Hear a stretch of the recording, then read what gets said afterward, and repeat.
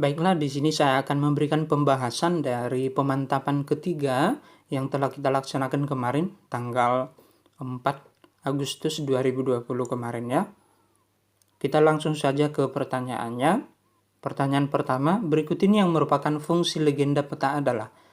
Nah, jadi di pertemuan sebelumnya kita telah mempelajari bahwa legenda itu merupakan keterangan dari setiap simbol yang ada pada peta ya. Maka jawabannya menunjukkan keterangan atau arti dari setiap simbol pada peta. Ini jawabannya ya.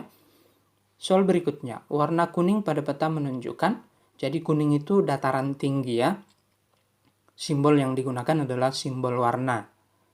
Selanjutnya, warna hijau pada peta menunjukkan, hijau berarti dataran rendah. Simbol warna ya. Selanjutnya, warna coklat pada peta menunjukkan pegunungan ya. Coklat itu berarti daerah pegunungan. Daerah permukaan bumi yang lebih tinggi dari semuanya gitu ya.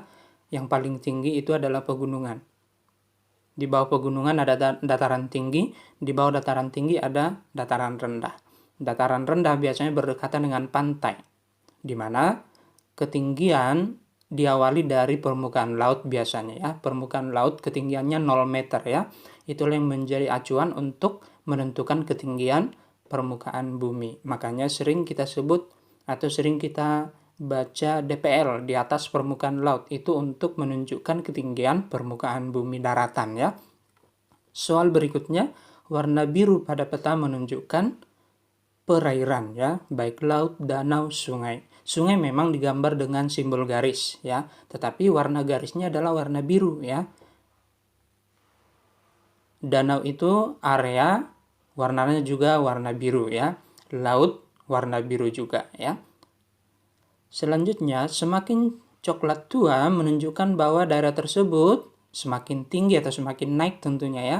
Coklat tadi kan pegunungan, jadi jika ada pegunungan yang semakin warnanya coklat tua atau coklat pekat, maka daerah tersebut akan semakin tinggi. Yang paling coklat tua adalah paling tinggi, begitu ya. Maka jawabannya semakin tinggi atau naik. Soal selanjutnya, semakin biru tua menunjukkan bahwa objek tersebut, nah biru tadi kan perairan, berarti semakin ke biru tua berarti semakin rendah, semakin dalam ya.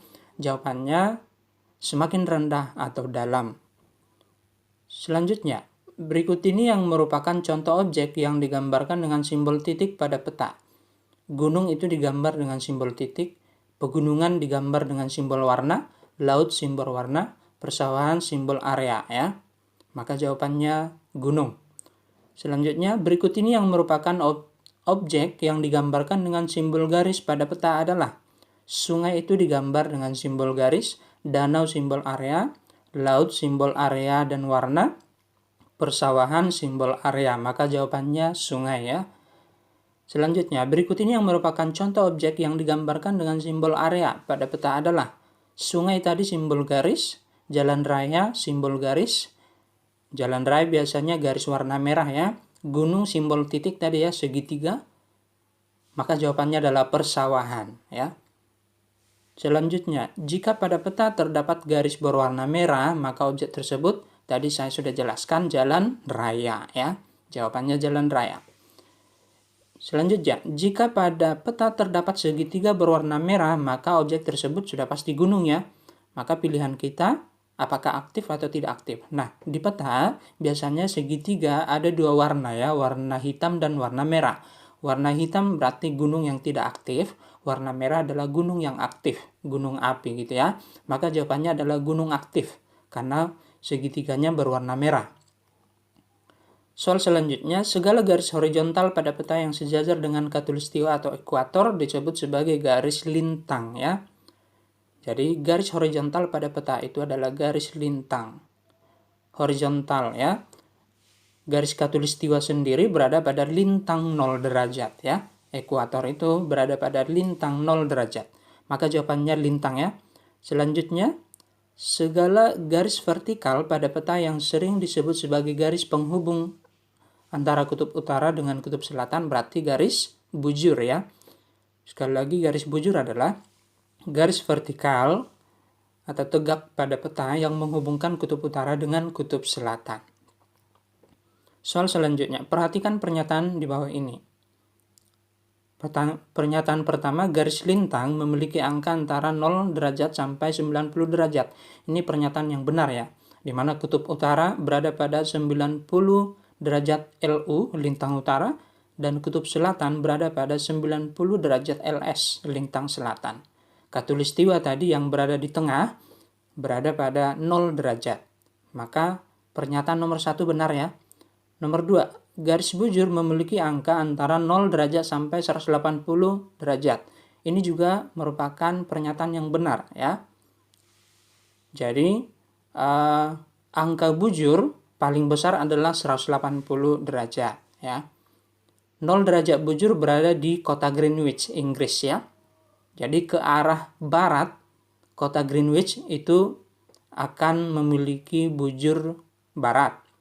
Ke arah timur kota Greenwich, termasuk Indonesia berada di sebelah timur kota Greenwich, memiliki bujur timur ya, berada pada bujur timur. Maka Indonesia semuanya berada di BT, bujur timur ya. Nomor 2 benar. Kemudian pernyataan nomor 3, khatulistiwa atau ekuator berada pada 0 derajat lintang. Benar tadi ya.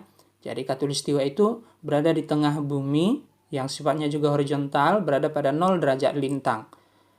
Pernyataan keempat, kutub utara dan kutub selatan berada pada 90 derajat. Benar, saya tadi sudah menjelaskan ini juga ya. Maka nomor 1, 2, 3, dan 4 semuanya benar ya. Jawabannya adalah pernyataan nomor 1, 2, 3, dan 4 benar ya. Soal yang terakhir, secara astronomis posisi menurut lintang dan bujur, Indonesia terletak di antara. Nah, sebenarnya kan 6 derajat lintang utara sampai 11 derajat lintang selatan, ya kan? Dan 95 derajat bujur timur sampai 141 derajat bujur timur. Nah, jadi gini, walaupun misalnya saya buat ini terbalik, sebenarnya nggak masalah ya.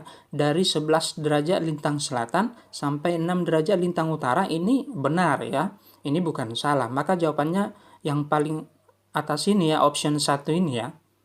Jadi, kalau kita lihat di peta, 6 derajat LU sampai 11 derajat LS itu kan dari utara ke selatan. Kalau kita balik dari selatan ke utara sebenarnya nggak masalah ya.